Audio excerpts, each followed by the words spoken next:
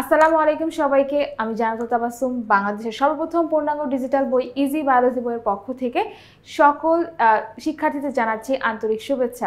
আমাদের easy biology বইতে basic concept থেকে শুরু করে এমসিকিউ সাজেশন, তাছাড়া সকল বোর্ডের সৃজনশীল প্রশ্নের সহজ সমাধান দেওয়া হয়েছে। তোমাদের জন্য এক্সক্লুসিভভাবে রোড টু মিশন 100 সাজেশন, সাইক্লো সাজেশন কিন্তু আমাদের এই বইতে সুন্দরভাবে করে দেওয়া আছে, যেখান থেকে তোমাদের পরীক্ষায় 100% ইনশাল্লাহ কমন পড়বে এবং বোর্ড অ্যানালাইসিসও দেওয়া আছে। তোমরা অবশ্যই আমাদের বইটা যদি ফলো করো, 100তে 100 যারা পেতে চাও, অথবা কেউ যদি 100তে 100 নাও পেতে চাও, অন্তত যদি 90ও পেতে চাও, তাদের জন্য এই বইটা হবে একটা পারফেক্ট সলিউশন। এবং আমাদের বইতে কিউআর কোড দেওয়া হয়েছে, যখনই কোনো প্রশ্নের সলভ তোমার প্রয়োজন হবে তখনই কিউআর কোড স্ক্যান করে তোমার সামনে আমরা টিচাররা হাজির হয়ে যাব এবং সেই প্রশ্নটা সহজ সমাধান দিয়ে দিব। আজকে আমরা অধ্যায় 13 বেসিক কনসেপ্ট নিয়ে আলোচনা করব। আশা করি তোমরা এই ক্লাসটা করার পরে কোনো সমস্যাই হবে না অধ্যায়টা বুঝতে। বেসিক কনসেপ্টে আমরা মূলত কি করব, অধ্যায়টা সম্পর্কে একটা ওভারভিউ করব এবং দেখবে যে এখানে কিছু ছোট ছোট নোট আছে। তো এই নোটগুলো তুমি যদি তোমার পড়ার মধ্যে রাখো তাহলে খুব সহজে পড়াটা মনে থাকবে। আমরা জানি যে বায়োলজি মুখস্থের বিষয়, কিন্তু তুমি যদি না বুঝে মুখস্থ করো দীর্ঘ সময় তোমার ব্রেনে থাকবে না, অবশ্যই বুঝে পড়তে হবে। এই কারণে আমাদের এই যে বেসিক কনসেপ্ট সেটা রাখা। তো চলো আজকে ক্লাসটা শুরু করে দেই। প্রথমে দেখবে যে এই অধ্যায়ের একটা প্রবাহ চিত্র দেওয়া হয়েছে। প্রবাহ চিত্রটা মূলত এই অধ্যায় কি কি বিষয় নিয়ে আলোচনা করেছে তার একটা ওভারভিউ, ঠিক আছে? কি কি বিষয় নিয়ে আলোচনা করা হয়েছে? প্রথমত এই অধ্যায়ের নাম হচ্ছে কি জীবের পরিবেশ। তার মানে কি তোমার এখানে জীবের পরিবেশ নিয়ে আলোচনা করা হবে। তো জীবের পরিবেশে কে কে থাকে, কোন বিষয়গুলোকে আমরা নজরে রাখি? জীবের পরিবেশে সাধারণত আমরা যদি চিন্তা করি তাহলে বাস্তুতন্ত্রের কথাটাই সবার প্রথমে চলে আসে। তো আমরা আমাদের পরিবেশে বিভিন্ন ধরনের জীব দেখতে পাই, তার মানে জীব বৈচিত্র্য কিন্তু আমাদের চোখে পড়ে। তো আমাদের এই অধ্যায়টা বাস্তুতন্ত্র এবং জীববৈচিত্র্য এই দুটো টপিকে ভাগ করা। তো বাস্তুতন্ত্রে আমরা কি পড়ি? বাস্তুতন্ত্রে হচ্ছে বাস্তুতন্ত্রের উপাদান সম্পর্কে আমরা জানবো, বাস্তুতন্ত্রের পুষ্টি প্রবাহ সম্পর্কে জানবো, তাছাড়া বিভিন্ন খাদ্য শিকড় সম্পর্কে জানবো, এমনকি শক্তি প্রবাহ এবং শক্তি পিরামিড সম্পর্কে জানবো, পুকুরের বাস্তুতন্ত্র সম্পর্কে যাবে এবং কি খাদ্য জাল, অর্থাৎ অনেকগুলো খাদ্য শিকড় মিলে যে খাদ্য জাল তৈরি হয় সেটা সম্পর্কে জানবো। তার মানে বাস্তুতন্ত্রে আমরা কোন কোন বিষয়গুলো পড়ি সেটা আমাদের হচ্ছে মাথায় থাকবে যদি আমরা এই ফ্লোচার্টটা ফলো করে থাকি। আমরা সকলে জানি বাস্তুতন্ত্রের উপাদান সমূহকে 3 ভাগে ভাগ করা হয়, জড়, ভৌত, জীবজ। আবার জড় উপাদানকে 2 ভাগে ভাগ করা হয়, জৈব এবং অজৈব। তারপরে দেখো জীবজ উপাদান, মানে যাদের জীবন আছে তারাই হচ্ছে জীবজ উপাদান। তারকে আবার 3 ভাগে ভাগ করা হয়, উৎপাদক, বিয়োজক, খাদক। খাদক আবার কয়েকটা শ্রেণীতে ভাগ করা হয়েছে, তৃণভোজী, মাংসাশী, তৃতীয় স্তরের খাদক, সর্বোচ্চ খাদক, ঠিক আছে? আচ্ছা, এখন খাদ্য শিকড়কে আবার 3 ভাগে ভাগ করা হয়, যে বিভিন্ন খাদ্য শিকড় আছে সেগুলোকে শিকারজীবী, পরজীবী, মৃতজীবী খাদ্য শিকড়। এরপরে দেখো এখানে পুকুরের বাস্তুতন্ত্র রয়েছে, যেটা আমাদের প্রশ্নের জন্য খুবই ইম্পর্টেন্ট। পুকুরের বাস্তুতন্ত্র থেকে সাধারণত প্রশ্ন বেশি আসে। এখানে কি থাকে? উৎপাদক থাকে, প্রথম স্তরের খাদক থাকে, দ্বিতীয় স্তরের খাদক, তৃতীয় স্তরের খাদক এবং বিয়োজক থাকে। তারপরে সবার শেষে দেখো এখানে জীববৈচিত্র্য দেওয়া আছে। আমরা জানি পৃথিবীতে সকল জীবের মধ্যে যে বৈচিত্র্যতা বা প্রাচুর্যতা দেখা যায় সেটাকে জীববৈচিত্র্য বলা হয়। এখন এটা যদি আমরা একটু খেয়াল করি তাহলে জীববৈচিত্র্যটাকে আমরা দেখতে পাচ্ছি এটাকে প্রকারভেদ করলে 3টা ভাগে ভাগ করা হয়, প্রজাতিগত, বংশগত এবং বাস্তুতান্ত্রিক বৈচিত্র্য। এরপরে দেখো আত্মনির্ভরশীলতা যদি চিন্তা করি তাহলে আত্মনির্ভরশীলতা কি? আত্মনির্ভরশীলতাটা হচ্ছে যে কোনো জীবের মধ্যে মানে কোনো পরিবেশে একটা জীবের সাথে আরেকটা জীবের মধ্যে যে সম্পর্কটা বা যে ধরনের মিথস্ক্রিয়াটা দেখা যায় সেটাই মূলত হচ্ছে গিয়ে আন্তঃনির্ভরশীলতা বা মিথস্ক্রিয়া। এটাকে 2 ভাগে ভাগ করা যায়, একটা ধনাত্মক এবং একটা ঋণাত্মক আন্তঃক্রিয়া। ধনাত্মক আন্তঃক্রিয়া 2টা, মিউচুয়ালিজম এবং কমেন্সারিজম, আর ঋণাত্মক আন্তঃক্রিয়া 3টা, অ্যান্টিবায়োসিস, প্রতিযোগিতা এবং শোষণ। এইগুলো নিয়ে সাধারণত আমাদের 13 নম্বর অধ্যায়টা বিস্তারিতভাবে তোমাদের বইতে আলোচনা করা আছে। এই অধ্যায়টাকে একদম শর্ট করে এই ফ্লো চার্টের মাধ্যমে তোমাদের সামনে উপস্থাপন করা হলো। আচ্ছা, এরপরে দেখো প্রথমে আছে হচ্ছে গিয়ে বাস্তুতন্ত্র কি। যেহেতু আমাদের এই অধ্যায়টা বাস্তুতন্ত্র দিয়ে শুরু, তাই প্রথমে আমরা সংজ্ঞাটা দেখব। বাস্তুতন্ত্র কি? বাস্তুতন্ত্র হচ্ছে কোনো স্থানে জীব সম্প্রদায় এবং এদের পরিবেশ নিজেদের মধ্যে এবং পরস্পরের মধ্যে ক্রিয়া বিক্রিয়ার গতিময় পদ্ধতিকে, ক্রিয়া বিক্রিয়ার গতিময় পদ্ধতিকে কি বলা হয়? বাস্তুতন্ত্র বলা হয়। জড়, জীবজ এবং ভৌত উপাদান নিয়ে একটা বাস্তুতন্ত্র গঠিত হয়। তার মানে কি, এই যে পুরো বাস্তুতন্ত্রের যে তিনটা মেইন উপাদান, সেটা কি কি? জড় উপাদান, ভৌত উপাদান, একটা হচ্ছে কি জীবজ উপাদান, অর্থাৎ যার জীবন আছে সেই সকল উপাদানগুলোকে বলা হচ্ছে জীবজ উপাদান। তাহলে এই তিনটে উপাদান মিলে একটা বাস্তুতন্ত্র গড়ে ওঠে। এখন বাস্তুতন্ত্রের যে উপাদানগুলো আছে সেটা যদি আমরা উদাহরণ সহকারে পড়ি, তোমার পড়াটা ভালো করে মনে থাকবে, ঠিক আছে? এবং আমাদের এই উদাহরণগুলি মাথায় রাখতে হয় অনুধাবনমূলক প্রশ্নের জন্য, অথবা আমি যদি বলি যে অনুধাবনমূলক প্রশ্নের জন্য যে শুধু তা না, তোমার এমসিকিউর জন্য অনেক বেশি ইম্পর্টেন্ট। তো সহজে যদি তুমি এই মনে রাখতে চাও, তাহলে এই ছকটা যদি পড়ো, একটা ছকে তুমি উদাহরণ সহ যখন পড়ে ফেলবা, তোমার আর আলাদা করে সংজ্ঞা পড়ার প্রয়োজন হবে না। দেখো, এইখানে যে বাস্তুতন্ত্রের উপাদান রয়েছে, এটাকে আমি তিনটা ভাগে ভাগ করছি: জড় উপাদান, ভৌত উপাদান এবং জীব উপাদান। ঠিক আছে, জড় উপাদানকে দুই ভাগে ভাগ করা যায়, জৈব উপাদান আর হচ্ছে অজৈব উপাদান। তো জড় উপাদান মানে কি? যার মধ্যে কোনো জীবন নেই, এই ধরনের উপাদানই মূলত হচ্ছে জড় উপাদান। তো জড় উপাদানের মধ্যে অজৈব উপাদানগুলো কি কি? অজৈব উপাদান হচ্ছে যেগুলো তোমার মাটিতে খনিজ লবণ, যেটাকে আমরা বলি, মাটিতে থাকছে। এই খনিজ লবণগুলোকে বা এই মৌলিক যে পদার্থগুলো, এগুলোকে সাধারণত অজৈব উপাদান বলা হয়।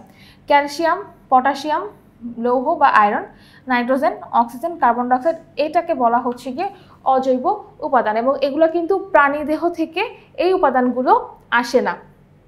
এরপরে দেখো জৈব উপাদান। জৈব উপাদানের মধ্যে কি কি আছে? হিউমাস আছে। হিউমাসটা কি? হিউমাস হচ্ছে যখন কোনো প্রাণী দেহ থেকে বা প্রাণী দেহের কোষ বা টিস্যু বা বিভিন্ন অঙ্গ এবং ইউরিয়া, এগুলো থেকে যখন ইউরিয়া উৎপাদন হয়, সেটাকে বলা হচ্ছে গিয়ে জৈব উপাদান। এবং এই হিউমাসটা কি করে? মাটির সাথে পচিয়ে ফেলতে সাহায্য করে। মাটির সাথে হচ্ছে এই উপাদানগুলোকে খুব সহজে পচিয়ে ফেলতে পারে। এই উপাদানগুলো যখন মিশে যায়, অর্থাৎ হিউমাসও যখন মাটিতে থাকে, তখন মাটিটা কি হয়? উর্বর হয়।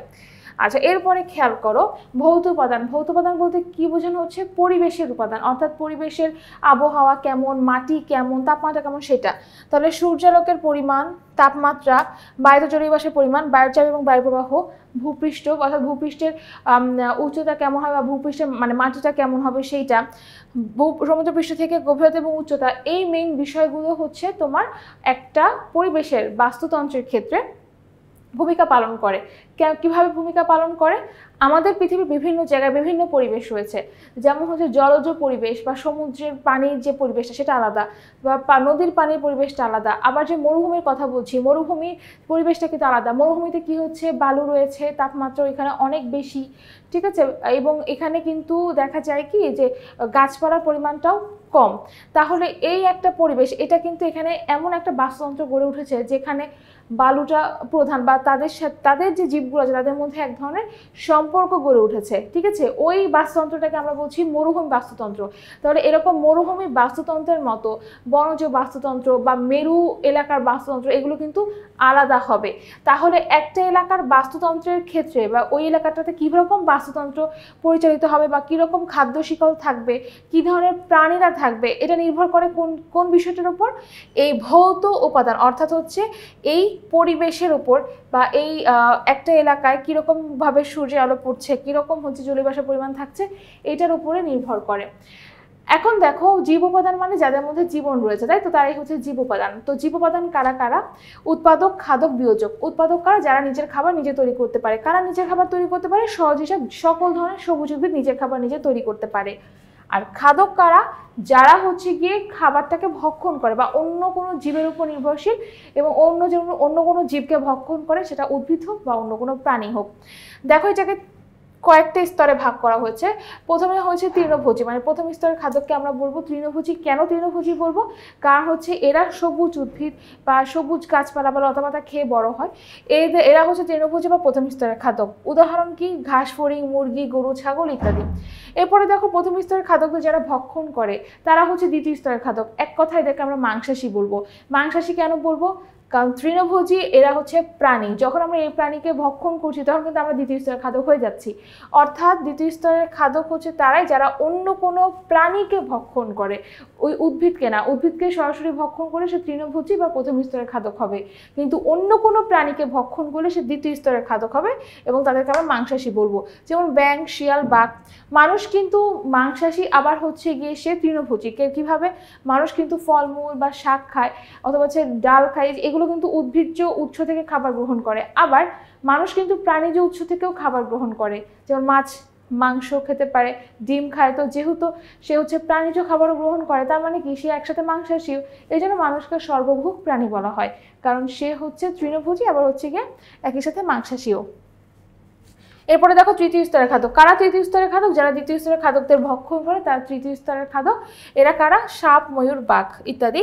আর সর্বোচ্চ স্তরের খাদক কারা? যারা হচ্ছে গিয়ে মানে একদম সবার শেষে যে খাদকটা থাকে, একটা খাদ্য শিকড়ে সবার শেষে যে খাদকটা থাকবে সেটাই মূলত হচ্ছে সর্বোচ্চ স্তরের খাদক, এবং সে হচ্ছে তৃতীয় স্তরের খাদককে ভক্ষণ করছে। ঠিক আছে, যেমন মানুষ, শকুন ইত্যাদি। এবং সর্বোচ্চ স্তরের খাদকদের আসলে ভক্ষণ করার মতো কেউ থাকে না। সাধারণত মরে গেলে তারা হচ্ছে মানুষের সাথে পচে যায়, অথবা কোনো অ্যাক্সিডেন্ট হলে তারা মারা যায়, কিন্তু তাছাড়া হচ্ছে তাদেরকে ভক্ষণ করার মতো অন্য কোনো বড় প্রাণী বা অন্য কোনো খাদক থাকবে না। এরপরে দেখো বিয়োজক। বিয়োজক কারা? বিয়োজক হচ্ছে যারা মৃত জীবদেহের অংশ বিশেষকে মাটির সাথে মিশিয়ে ফেলতে পারে, পচিয়ে মিশে ফেলে, তাদেরকে বলা হয় বিয়োজক। কারা? অণুজীব, ব্যাকটেরিয়া, ছত্রাক। এখন অণুজীবের মধ্যে যে কোনো ধরনের অণুজীব হতে পারে। ব্যাকটেরিয়ার সাথে এদেরকে আমরা খালি চোখে দেখতে পারি না। এরা হচ্ছে কি করে? এরা হচ্ছে মাটির সাথে ওই জীবদেহকে, যে উদ্ভিদটা লতাপাতা ভেঙে গেছে বা যে উদ্ভিদটা মারা গেছে অথবা যে প্রাণীটা মারা গেছে, তাদেরকে যখন মাটিতে পচিয়ে ফেলা হয় তাদের দেহটাকে বিয়োজিত করে এই ব্যাকটেরিয়া এবং ছত্রাক। এখন তোমরা বলতে পারো ছত্রাক আমরা খালি চোখে কেন দেখতে পারি না? ব্যাঙের ছাতা তো দেখতে পারি, মাশরুম এটা একটা ছত্রাক, এটা তো আমরা খালি চোখে দেখতে পারি, এমনকি খাইও। হ্যাঁ, কিছু কিছু ছত্রাক আমরা খাই বা কিছু কিছু ছত্রাক অবশ্যই দেখা যায়, কিন্তু আরও অনেক ক্ষুদ্র ক্ষুদ্র ছত্রাক আছে যাদেরকে দেখার জন্য অণুবীক্ষণ যন্ত্রের প্রয়োজন হয়। এবং দেখা যায় বেশিরভাগ ছত্রাক যেগুলোকে আমরা খালি চোখে দেখতে পাই না সেগুলো হচ্ছে মাটির সাথে মিশে থাকে। তো এই জন্য সাধারণত ছত্রাক এখানে বিয়োজক হিসেবে কাজ করছে। আর তোমরা কি একটা কিছু কথা জানো বিয়োজকের অন্য নাম কি? বিয়োজকের অন্য নাম হচ্ছে গিয়ে পরিবর্তক। আমরা একটা কাজ করব, তোমরা দেখবা তোমাদের বইতে এই শব্দটা দিয়ে দেওয়া আছে, যেহেতু এখানে নেই আমি এখানে দেখিয়ে দিলাম যে বিয়োজকের অন্য নাম হচ্ছে পরিবর্তক। দেখা যায় অনেক সময় যে এই শব্দটা দিয়েও কিন্তু সংজ্ঞা দিতে পারে যে বলো তো পরিবর্তক কাকে বলে। তো যাতে কনফিউজ না হয়ে যাও, এবং যেহেতু এটা একটা অন্যরকম শব্দ এই জন্য এই ফ্লো চার্টে আমি এটার নাম দিয়ে দিলাম। ঠিক আছে, আচ্ছা তাহলে আশা করি এই ছকটা পড়লে তোমাদের পুরো বাস্তুতন্ত্র সম্পর্কে একটা সুন্দর ধারণা তৈরি হবে। এখন আমরা খাদ্য শিকল সম্পর্কে জানবো। খাদ্য শিকল কাকে বলে? খাদ্য শক্তি যখন উৎপাদক থেকে শুরু করে চূড়ান্ত খাদক পর্যন্ত প্রতিটা স্তরে জীবসমূহের মধ্যে প্রবাহিত হয় এবং একটা সরল অশাক চেইনের মতো অবস্থান করে, তখন কিন্তু আমরা তাকে খাদ্য শৃঙ্খল বা খাদ্য শিকল বলে থাকবো। তাহলে খাদ্য শিকল হচ্ছে খাদ্য শক্তি উৎপাদক থেকে স্টার্ট হবে। অর্থাৎ উৎপাদক মানে কি? উৎপাদক মানে হচ্ছে তোমার যে সবুজ উদ্ভিদ, তাদেরকে বলা হচ্ছে এখান থেকে শুরু করে বিভিন্ন খাদকদের মধ্যে যখন শক্তিটা প্রবাহিত হচ্ছে তখন সেটা খাদ্য শিকল বলবো। এখানে কয়েকটা খাদ্য শিকলের উদাহরণ তোমাদের দেওয়া হয়েছে। সেখানে দেখো উৎপাদক থেকে খাদ্য শিকলটা শুরু, তারপরে প্রথম স্তরের খাদক, দ্বিতীয় স্তরের খাদক, তৃতীয় স্তরের খাদক, সর্বোচ্চ স্তরের খাদক দেওয়া আছে, এবং প্রত্যেকটা খাদ্য শৃঙ্খল কোন পরিবেশে হচ্ছে সেই পরিবেশের নামগুলো এখানে দেওয়া আছে। যেমন প্রথম যেটা আমরা দেখতে পাচ্ছি ফাইটোপ্ল্যাঙ্কটন, এটাকে জু প্ল্যাঙ্কটন খাচ্ছে। জু প্ল্যাঙ্কটনকে ছোট মাছ খায়, ছোট মাছকে বড় মাছ ভক্ষণ করে, বড় মাছকে হচ্ছে বাজ পাখি বা শকুন বা চিল গ্রহণ করছে। তার মানে কি এখানে সর্বোচ্চ স্তরের খাদক হচ্ছে বাজ পাখি। কেন? তারপরে আর কোনো খাদক নেই এই কারণে। আর আমরা সকলেই জানি ফাইটোপ্ল্যাঙ্কটন কি। আমি তোমাদেরকে বলি, যার নামের শুরুতে ফাইটো থাকবে সেটা বুঝবা হচ্ছে উদ্ভিদ। ঠিক আছে, আর প্ল্যাঙ্কটন মানে হচ্ছে কি ক্ষুদ্র। তাহলে ক্ষুদ্র ক্ষুদ্র যে উদ্ভিদগুলো আছে যেগুলোকে তুমি খালি চোখে সহজে দেখতে পাবা না সেগুলোকে বলা হয় ফাইটোপ্ল্যাঙ্কটন। আর জু প্ল্যাঙ্কটন, জু হচ্ছে কি চিড়িয়াখানা, চিড়িয়াখানায় কারা থাকে? প্রাণীরা থাকে। তার মানে যত ক্ষুদ্র ক্ষুদ্র প্রাণী আছে তারা হচ্ছে কি জু প্ল্যাঙ্কটন। তাহলে উদ্ভিদ প্ল্যাঙ্কটনকে কারা খায়? জু প্ল্যাঙ্কটন খায়। অর্থাৎ ফাইটোপ্ল্যাঙ্কটন উৎপাদক, জু প্ল্যাঙ্কটন হচ্ছে প্রথম স্তরের খাদক, বা আমরা এটাকে তৃণভোজীও বলতে পারি। এবং এই খাদ্য শৃঙ্খলটা আমরা কোথায় দেখতে পাচ্ছি? আমরা দেখতে পাই হচ্ছে পুকুর বা বিলে। এর কারণে এটার পরিবেশটা হবে পুকুর বা বিলের খাদ্য শৃঙ্খল। এরকম করে আরও কিছু খাদ্য শৃঙ্খল আছে, যেমন সমুদ্রের মধ্যে কী ধরনের খাদ্য শৃঙ্খল হয়? ফাইটোপ্ল্যাঙ্কটন থাকে, তারপর হচ্ছে জু প্ল্যাঙ্কটন, এবং জু প্ল্যাঙ্কটনকে ভক্ষণ করে ছোট মাছ, ছোট মাছকে ভক্ষণ করে হচ্ছে হাঙ্গর। এইটা হচ্ছে সমুদ্রের মধ্যে খাদ্য শৃঙ্খল। আবার দেখো যদি স্থলজ পরিবেশে অর্থাৎ মাটিতে যদি আমি চিন্তা করি সেখানে কি ধরনের খাদ্য শৃঙ্খল হতে পারে? সবুজ উদ্ভিদ, ঘাস ফড়িং, ব্যাঙ, তারপর বাজ পাখি। তো এটা হচ্ছে আরেক ধরনের খাদ্য শৃঙ্খল, যেখানে হচ্ছে এটাকে আমরা বলতে পারি স্থল বা পরিবেশের খাদ্য শৃঙ্খল। এখন মনে করো যে তোমরা চিন্তা করো যে আচ্ছা ঠিক আছে বাজ পাখিকে আমরা তৃতীয় স্তরের খাদক রাখলাম, কিন্তু ব্যাঙকেও তো অন্য কোনো প্রাণী খেতে পারে। হ্যাঁ খেতে পারে। কে খেতে পারে? সাপ খেতে পারে। আর সাপকে কে খেতে পারে? বাজ পাখি খেতে পারে। তখন কি হবে?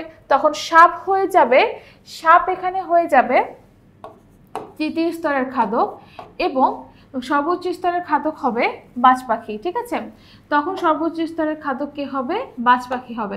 আবার সাপকে খায় হচ্ছে ময়ূর, তাহলে এখানে যদি ময়ূর হয় তাহলে ময়ূর কি হবে? তখন ময়ূর হবে হচ্ছে গিয়ে সর্বোচ্চ স্তরের খাদক। অর্থাৎ তৃতীয় স্তরের খাদকের পরে যে খাদকটা আছে সেটাকে আমরা চতুর্থ স্তরের খাদক বলি না, সর্বোচ্চ স্তরের খাদক বলে থাকি। এরপরে দেখো হচ্ছে খাদ্য শৃঙ্খলটা। প্রথমে হচ্ছে গিয়ে ঘাস, ঘাসকে খায় হচ্ছে ঘাস ফড়িং, ঘাস ফড়িংকে ব্যাঙ খাবে, ব্যাঙকে সাপ, সাপকে হচ্ছে গুই সাপ খাবে। এটা হচ্ছে বনভূমির বাস্তুতন্ত্র। পুকুরের বাস্তুতন্ত্র কি? আরেকটা পুকুরের বাস্তুতন্ত্র হচ্ছে গিয়ে শৈবালকে জুপ্লাঙ্কটন ভক্ষণ করছে, জুপ্লাঙ্কটনকে ছোট মাছ বা খাচ্ছে, ছোট মাছকে বড় মাছ, বড় মাছকে বাজ পাখি খাচ্ছে। তার মানে এভাবে কিন্তু ঘুরিয়ে ফিরিয়ে দেখা যায় কি যে খাদ্য শৃঙ্খলগুলো প্রায় একই রকম। এরপর আরেকটা আছে, সেটা হচ্ছে 6 এবং 7। এটা একটু অন্যরকম খাদ্য শিকল। এখানে কোনো উৎপাদক নাই, মানে এই খাদ্য শিকলটাতে কোনো উৎপাদক থাকবে না। মানুষের উপর নির্ভর করে বেঁচে থাকে হচ্ছে মশা, কারণ আমরা জানি মশা হচ্ছে মানুষের রক্ত খায়।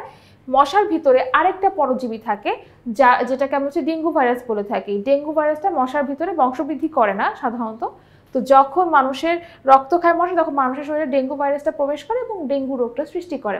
এবং এখানে যেহেতু পরজীবীর একটা সম্পর্ক রয়েছে, যেমন ডেঙ্গু ভাইরাস পরজীবী হিসেবে মশার ভিতরে থাকে এবং মশাটা হচ্ছে মানুষের জন্য একটা পরজীবী, তাই এই পরিবেশটা হবে পরজীবী পরিবেশ। এবং এই খাদ্য শৃঙ্খলটাকে আমরা বলি পরজীবী খাদ্য শৃঙ্খল।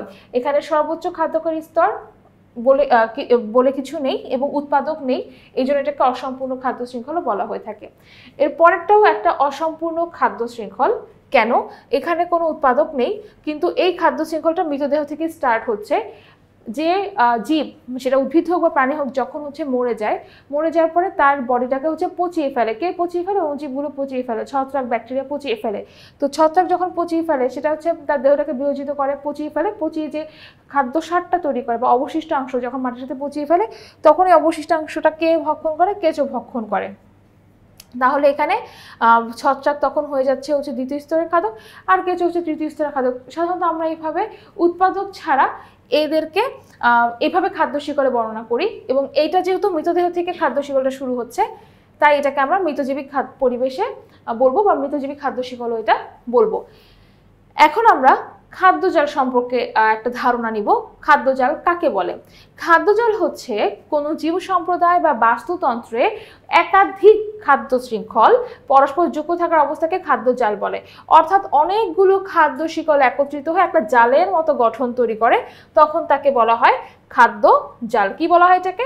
খাদ্যজাল বলা হয়। তো এখানে একটা পুকুরের খাদ্যজালের ফ্লোচার্ট তোমাদের দেওয়া হয়েছে, তোমরা ভালো করে দেখতে পাচ্ছ। প্রথমেই হচ্ছে ফাইটোপ্ল্যাঙ্কটন, এবং ফাইটোপ্ল্যাঙ্কটন দিয়েই পুকুরের খাদ্যজালটা স্টার্ট হচ্ছে।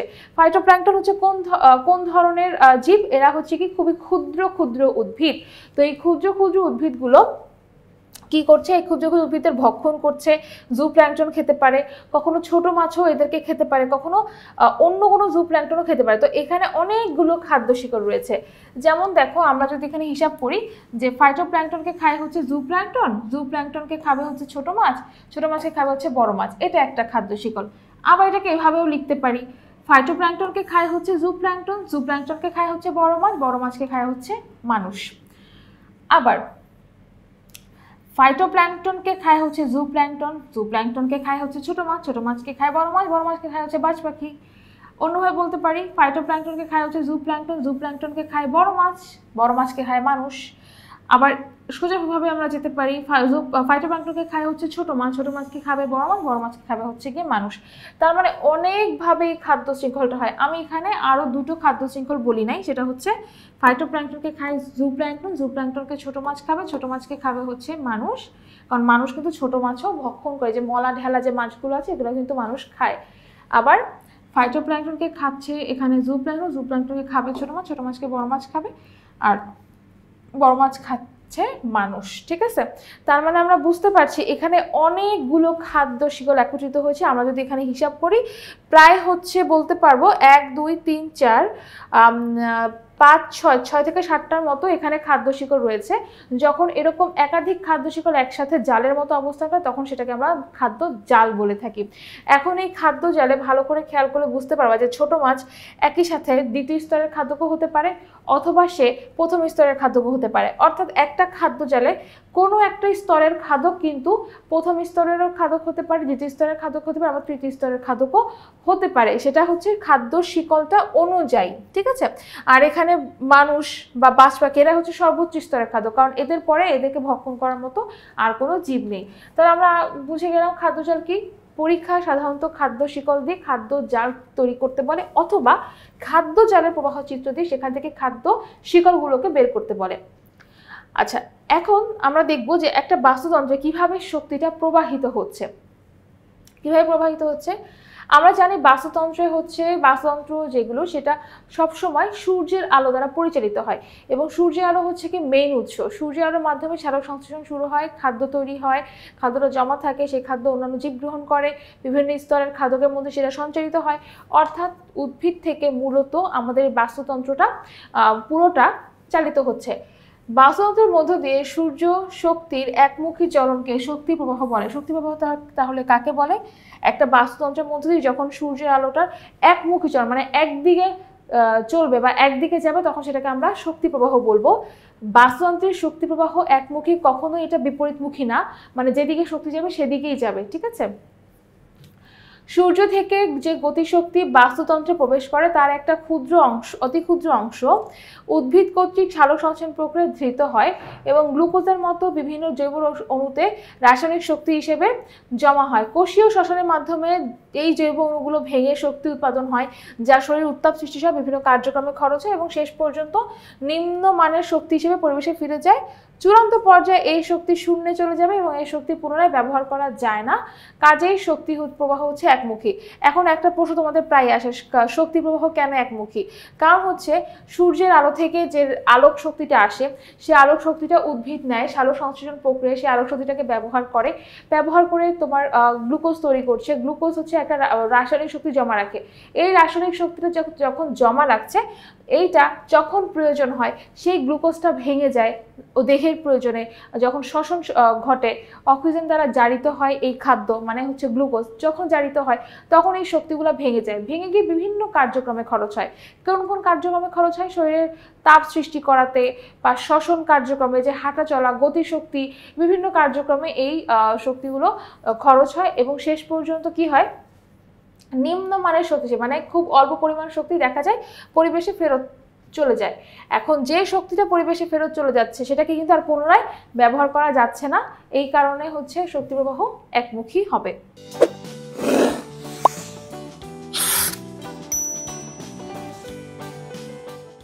এখন আমরা দেখব শক্তি প্রবাহের কয়টা বৈশিষ্ট্য আছে। তোমরা চাইলে এই বৈশিষ্ট্যগুলো মাথায় রেখে দিতে পারো, যেটা আমরা পরীক্ষার খাতায় লিখতে পারবো। শক্তি প্রবাহটা কেমন? একমুখী। অবশ্যই শক্তিটা একদিকে প্রবাহিত হচ্ছে। শক্তি প্রবাহের মূল উৎস কি? অবশ্যই সূর্যের আলো, কারণ সূর্যের আলো ছাড়া কখনোই এই বাস্তুতন্ত্রের শক্তিটা প্রবাহিত হতো না। কেন হতো না? সূর্যের আলো যদি না থাকতো সালোক সংশ্লেষণ হতো না, অর্থাৎ উদ্ভিদ সালোক সংশ্লেষণ করতে পারতো না, ফলে উদ্ভিদ খাদ্য তৈরি করতে পারতো না। যখন খাদ্য তৈরি করতে পারতো না তখন খাদ্যটা জমা থাকতো না।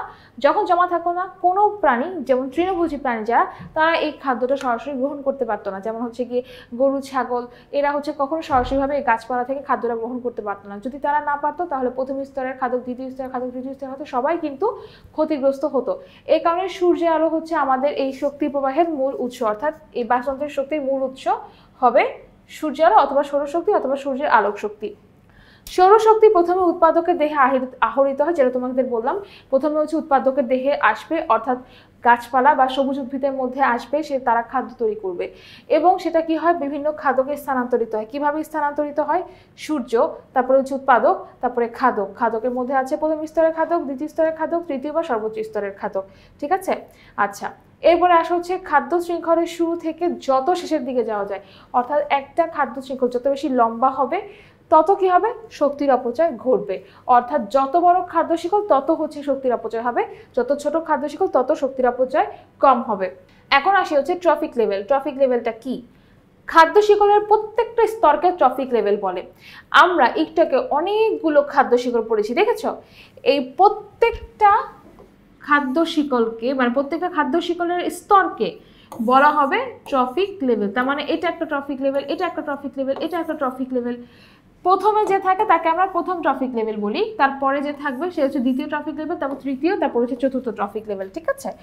আচ্ছা, সেই হিসেবে উৎপাদক, প্রথম স্তরের খাদক, দ্বিতীয় স্তরের খাদক এবং চূড়ান্ত স্তরের খাদক, এগুলো প্রত্যেকেই এক একটা ট্রফিক লেভেল হবে।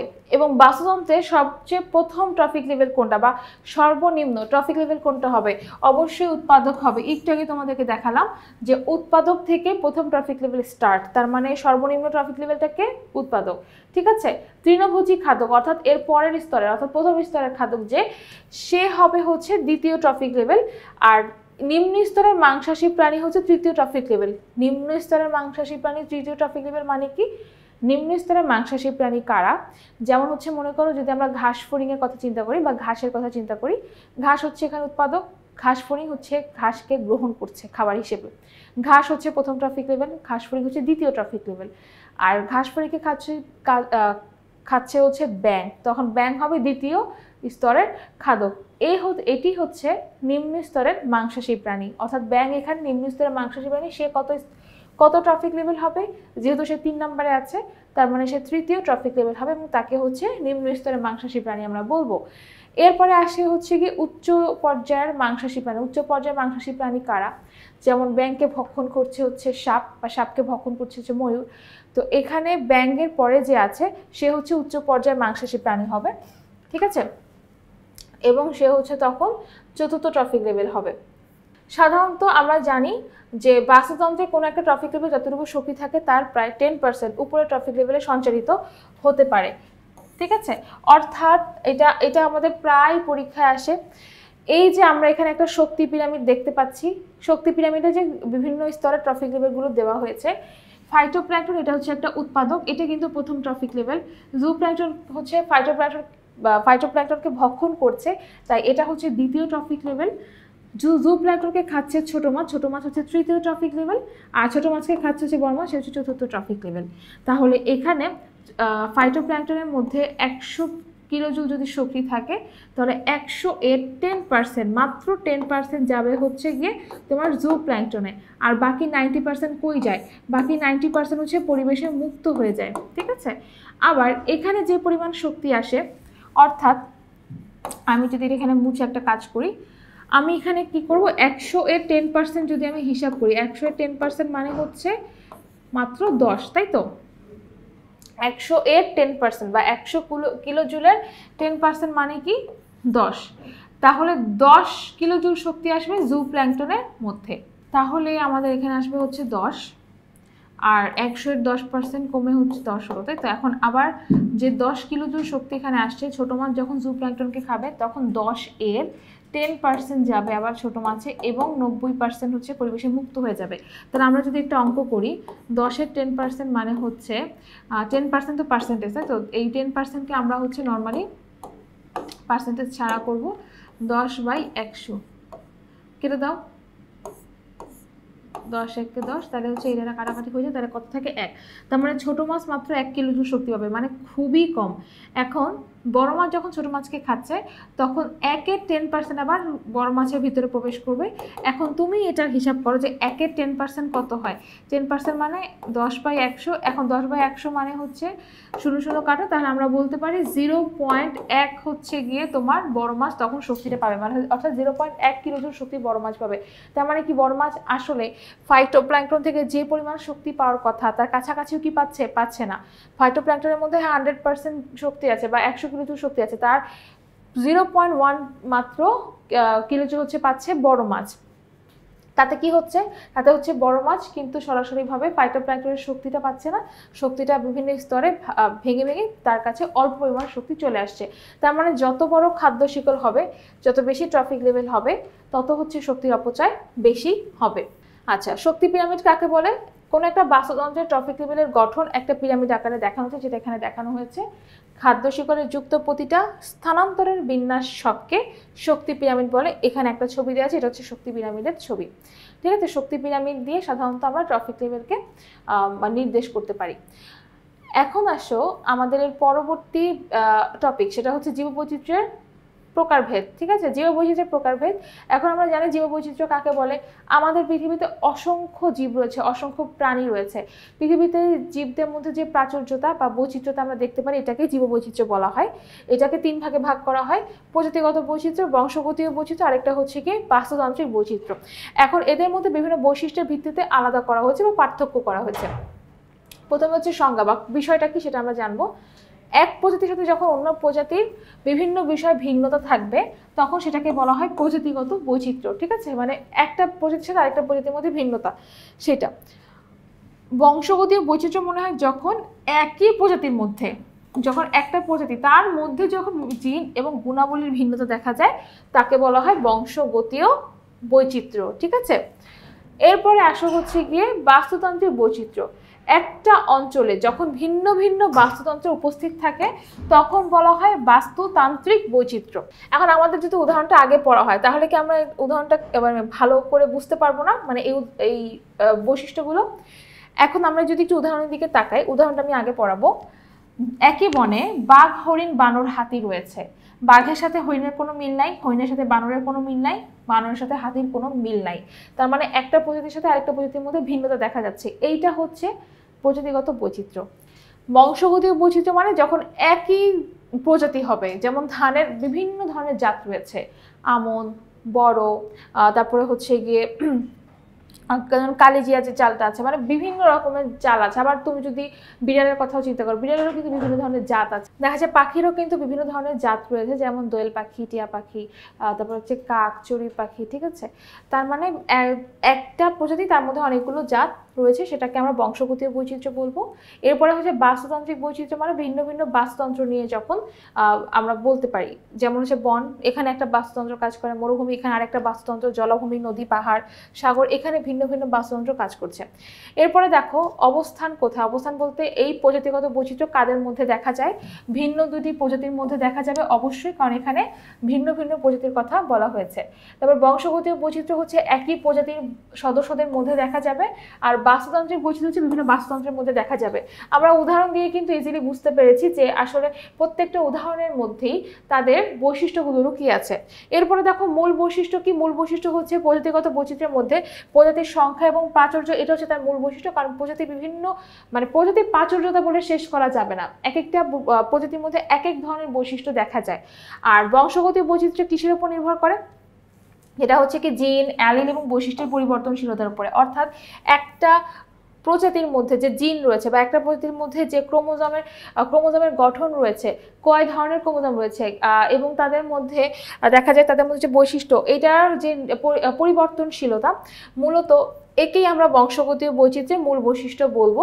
কারণ একটা ধান, তুমি চিন্তা করো যে ধানের তো অনেকগুলো, যে বোরো, আমন, বিরি বলে, তো হচ্ছে একটা ধানের মধ্যে বিরি এক ধরনের ধান, অবশ্যই তার ধান বা হচ্ছে ফুল বা তার যে ধানের চালের গঠন বা চালের মানে যে ভাতটা তৈরি হচ্ছে সেই ভাতের স্বাদ এগুলো আলাদা হচ্ছে।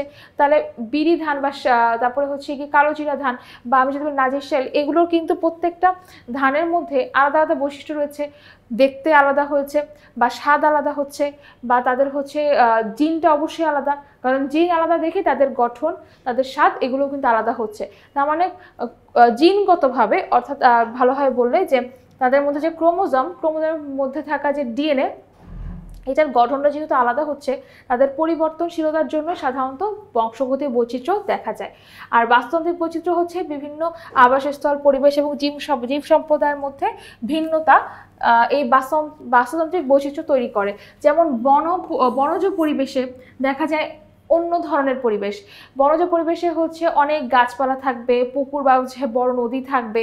এখানে যে পরিবেশ তার সাথে কিন্তু মরুভূমির পরিবেশ, অর্থাৎ যেখানে বালু রয়েছে, প্রচণ্ড পরিমাণে গরম, তারপরে সূর্যের আলো অনেক মানে কড়াভাবে পড়ছে, তো এটার সাথে কিন্তু বনজ পরিবেশে কোনো মিল থাকবে না। তার মানে একটা পরিবেশের তার জীব সম্প্রদায়ের ভিন্নতা বা সেই জায়গাটা সম্পর্কে যে বৈচিত্র্যতা আমরা দেখতে পাই, তো বাস্তুতান্ত্রিক বৈচিত্র্যের হচ্ছে মূল বৈশিষ্ট্য। এখন দেখো গুরুত্বটা কি। গুরুত্ব হচ্ছে প্রজাতিগত বৈচিত্র্যের গুরুত্ব হচ্ছে প্রজাতি টিকে থাকা, পরিবেশ স্থিতিশীলতা রক্ষা করে।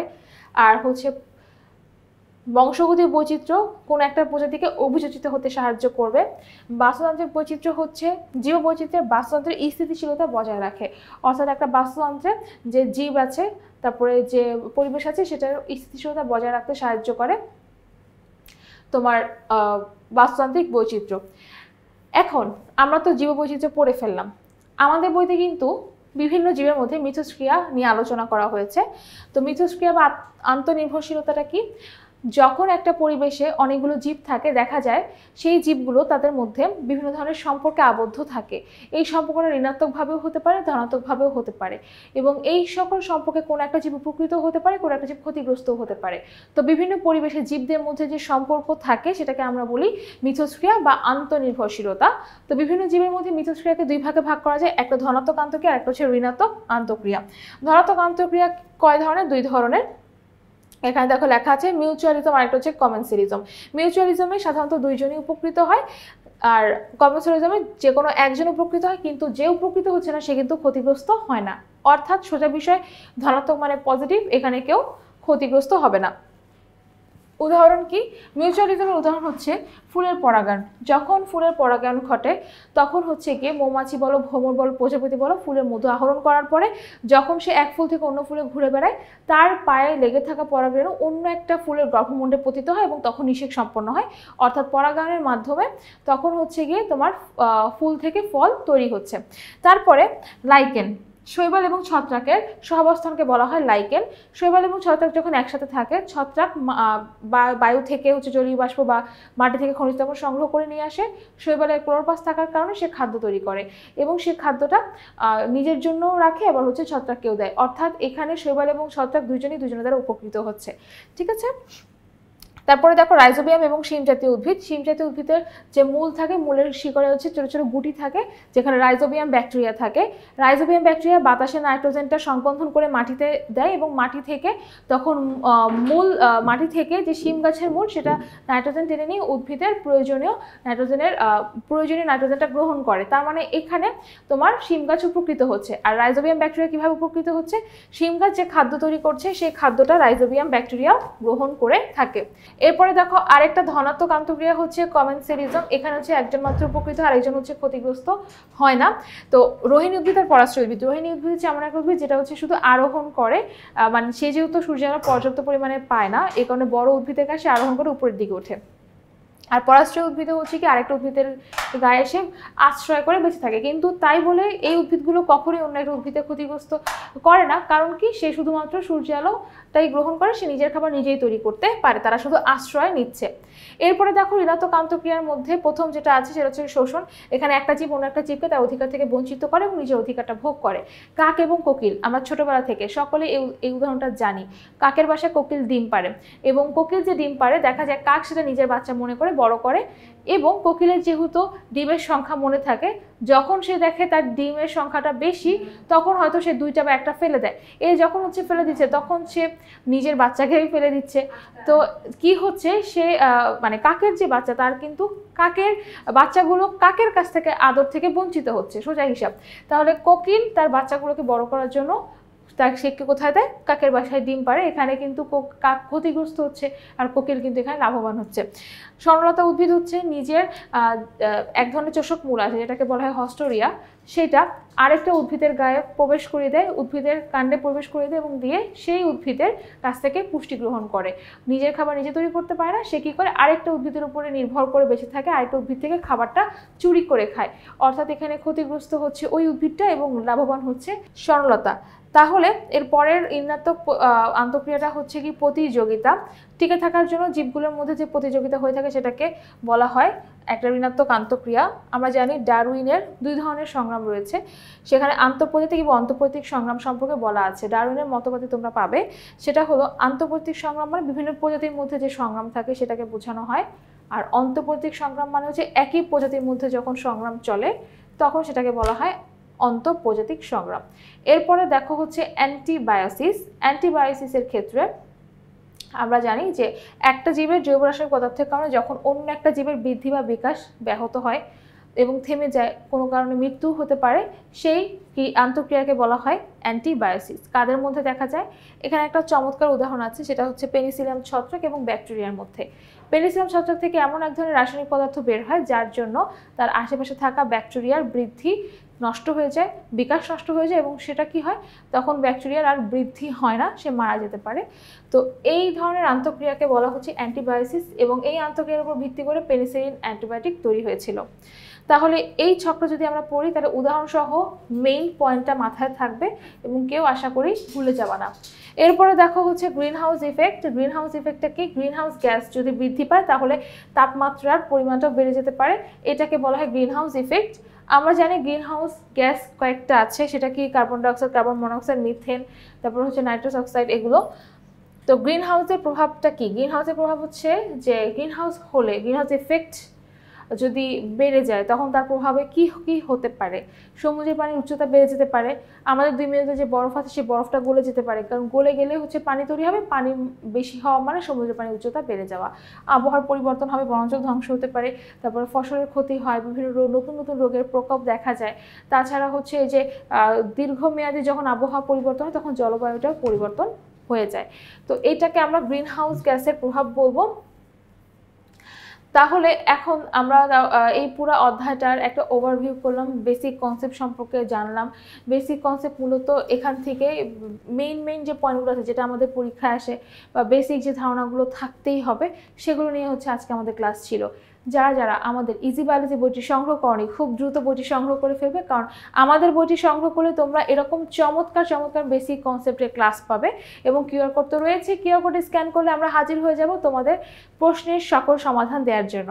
তাহলে আজকে আমার ক্লাসটা এখানেই শেষ করে দিচ্ছি। সবাই তাহলে ভালো থাকবে, সুস্থ থাকবে। আল্লাহ হাফেজ সবাইকে।